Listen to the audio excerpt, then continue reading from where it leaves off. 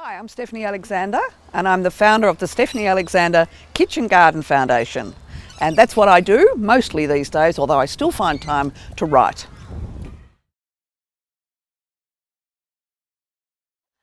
Well, I think it's impossible to exaggerate the importance of having a wonderful food life as a child.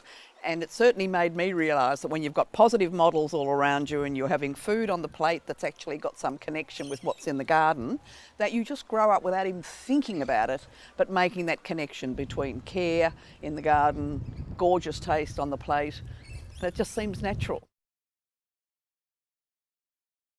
Well, she was a very curious cook, and which was way ahead of her time, because we're talking the 50s.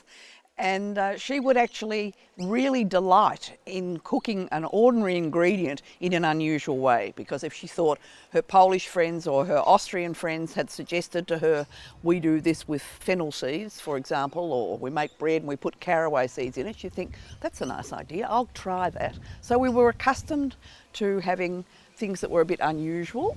And also, always she made a little speech about it. Not a big, long speech, but she would say, this is a Hungarian way of making bread, or whatever it was. Well, for me, in the mid-60s, when I started my first restaurant with my first husband, it was absolutely appalling, because that was completely impossible with a 3-week-old baby to run a restaurant and to get any sleep at all.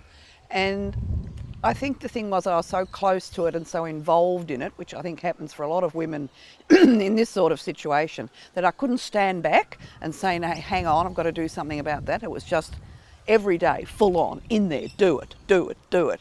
And I look back on it with absolute horror. Yes, the hospitality industry is is really difficult for women. It's become much better. I'm very, very delighted to say.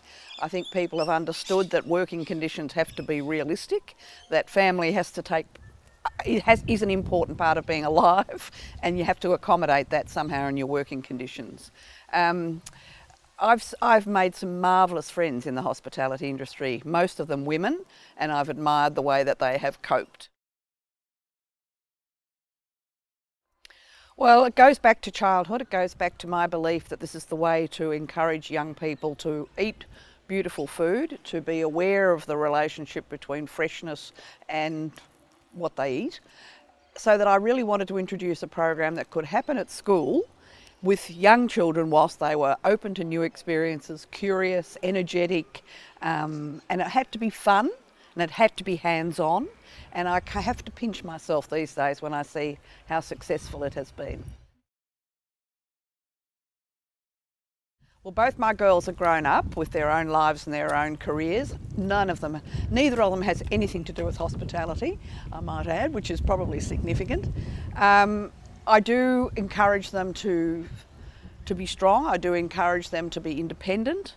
And I do love to have them as good friends. Well, I think I've grown through several decades of women struggling to find their own independence and financial independence, being able to make their own decisions for their life. And I just feel that's the most important thing for women, to be able to work towards being independent, being able to be in control of their own lives, make their own decisions, and believe in themselves. Know that you can be anything you want to be.